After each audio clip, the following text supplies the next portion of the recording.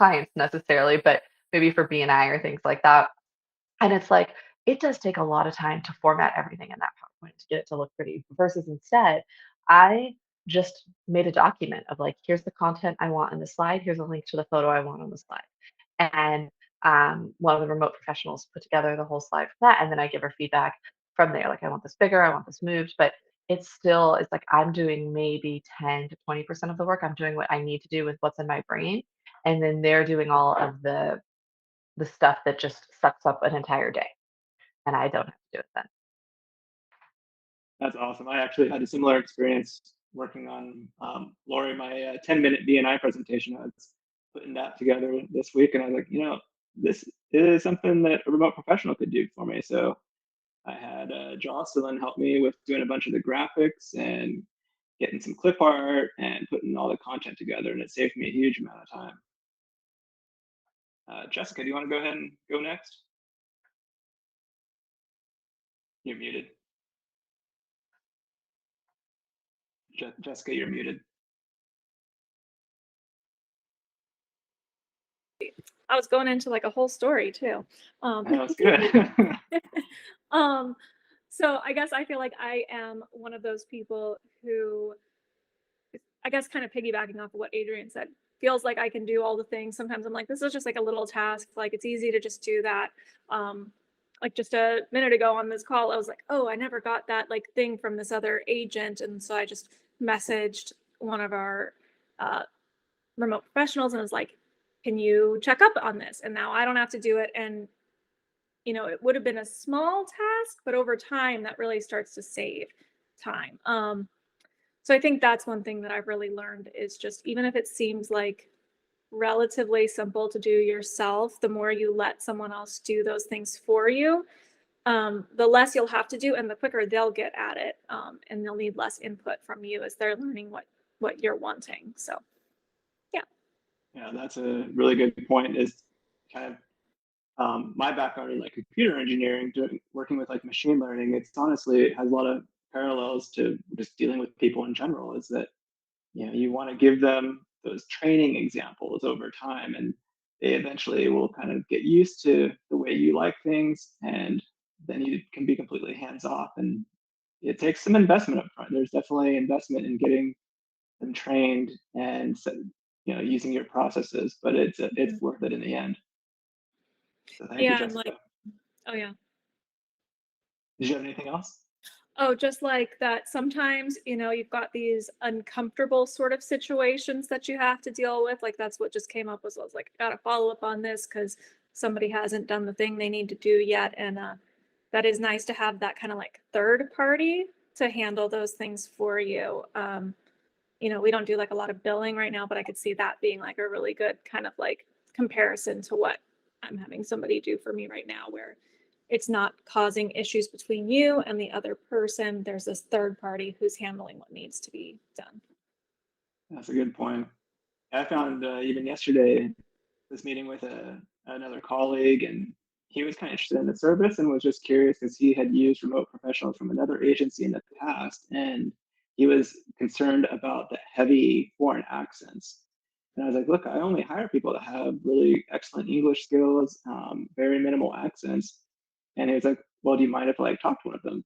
And at first, my instinct was, all right, well, I'll go on Google Calendar. I'm going to ask him when he's available. We'll set up a Google Meet call. We'll have this big thing. And I was like, you know what? I don't need to do that. I just am going to have Kiara give him a call. And so I just got on Google Chat and was like, hey, Kiara, can you just give this guy a call? He just wants to talk to you real quick and see what it's like working with someone like you. And that left a really good impression with him, that it was just easy, it was handled, and it didn't take a lot of time for either of us. So that's something that I kind of have been working with too. Just like, don't make things a big deal if someone else can do it. We're working with these great professionals; they can handle it. Just let them do it. Mm-hmm. All right, Courtney, do you want to share any successes or challenges you've had over the last month? She's been helping us a lot on some like projects that we just haven't had time to get to, but our big step right now is just trying to get her trained for my maternity leave. So we're putting a lot of trust into these remote professionals, which I think it's been great. Yeah, awesome. Do you want to share anything kind of like about the task you've been having them do, or what, if you found ways of like tasking that has worked well or hasn't worked well so far? Um, I mean, we have Grace, myself, and one other all giving her tasks, so it's been kind of nice in that sense, like where we don't have to like convene and see like who's gonna have to do this or anything like that. We'll just easily go into the website and be able to put it in and put whatever tasks that we need done and um I don't know. I've only really been working with her on the like training side, so I think that'd probably be a better question for the other two. You brought up a really great point with the task management portal. Sometimes people don't realize, like, if you have an existing business that has other people, maybe you've got employees already that are local here in Chattanooga, you can add them too. This is like what Grace has done. So Courtney is working with Grace, and Grace added Courtney to the task board. And so, you can have multiple people creating tasks and working with remote professionals in a very collaborative way. It doesn't have to be like solely on the individual business or team leader to do that tasking. Hmm. All right, thank you, Courtney. Lori, do you want to share any successes or challenges you've had over the last month? Yes. I'm just here to say this has been fantastic. Camille has been incredibly patient with me as I've looked her straight in the eye and said, "You know more about what I need than I know what I need at this point in the game because I've been doing this 17 years. And, Courtney, you mentioned a lot of projects that you just haven't had the time to finish. And my back office is terrifying, and I need it. So, Camille has actually helped me clean out admin closets, like my emails. She cleaned up my docs. She organized things. She gave me tremendous suggestions on how to do all of the above and things that might work better than others. And now she's actually creating for me some just real basic intake HR forms so that I can get all my employee files compiled onto the docs. And we've arranged for her to notify. Once we get docs made, we're going to have employees refill so that we can update everything. And then she's going to contact them each personally to fill in any blanks and to just get some further information. And I've already told the team that I've hired a personal admin, and when she calls, they need to answer the phone. So I'm very excited about that part. And I'm discovering more and more tasks that I can give to her. Harley, you mentioned BNI tasks.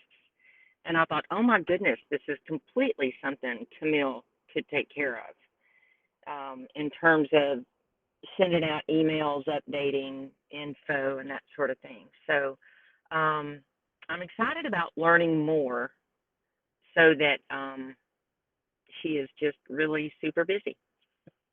That's some great feedback, Lori. Thank you.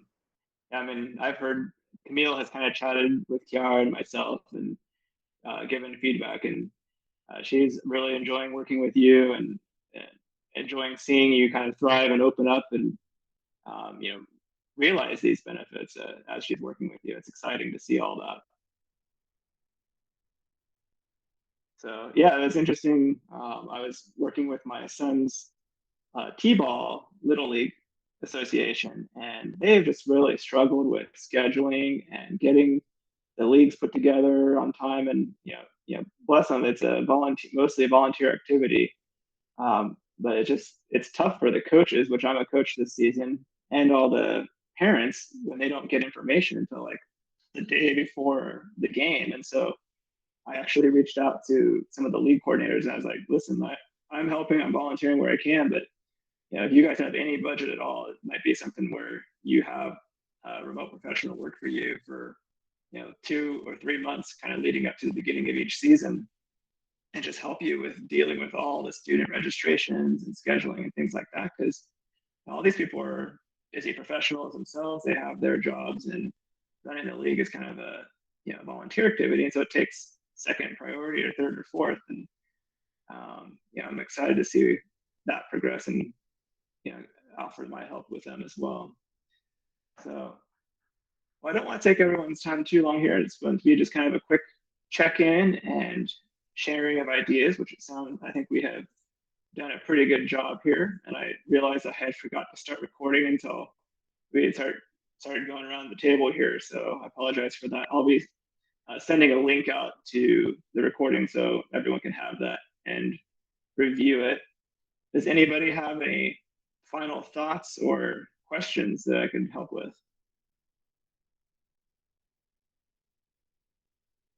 Going once, twice, sold. Okay. Well, thank you for joining the mastermind this month, everyone. We'll plan on having it be the same time next month, and I'll send out.